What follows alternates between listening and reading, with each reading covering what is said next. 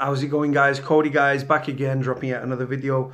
Right, guys, this time it's on the radical preacher Anjem Choudary being released from prison. Again, this was from a few days ago. Like, I think he got out on Friday. This is in the Daily Mirror, guys. Link in the description below, like I always do.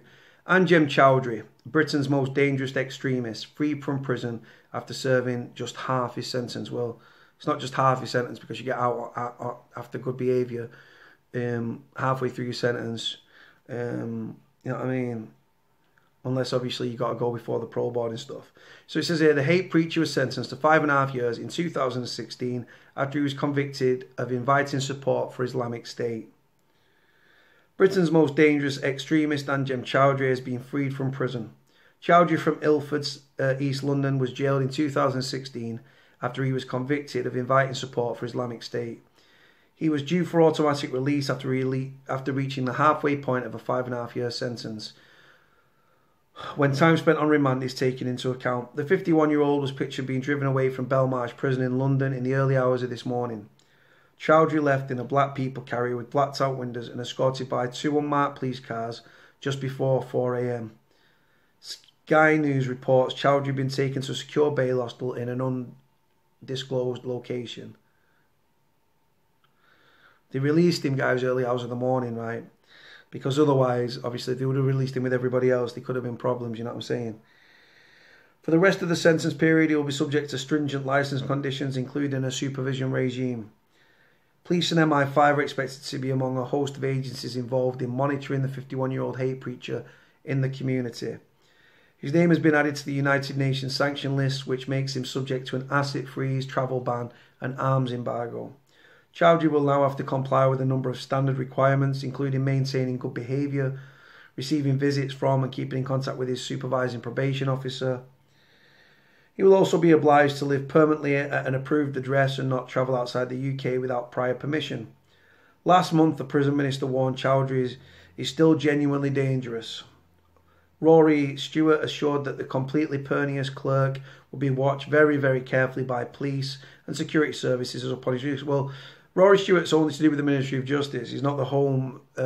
He's not the Home Secretary, is he? So, you know what I mean, Mr. Stewart said released extremists will be subject to close monitoring by a variety of agencies. He added, "He is somebody that I will put into the category I have just mentioned. Somebody who was not given a sentence of enormous length, but someone who is genuinely a dangerous person. We will be watching him very, very carefully." Britain's leading anti-fascist organisation warned Chowdary's release could act as a rallying point for the networks of both Islamic and far-right extremists. Hope Not Hate called the preacher Britain's most dangerous extremist.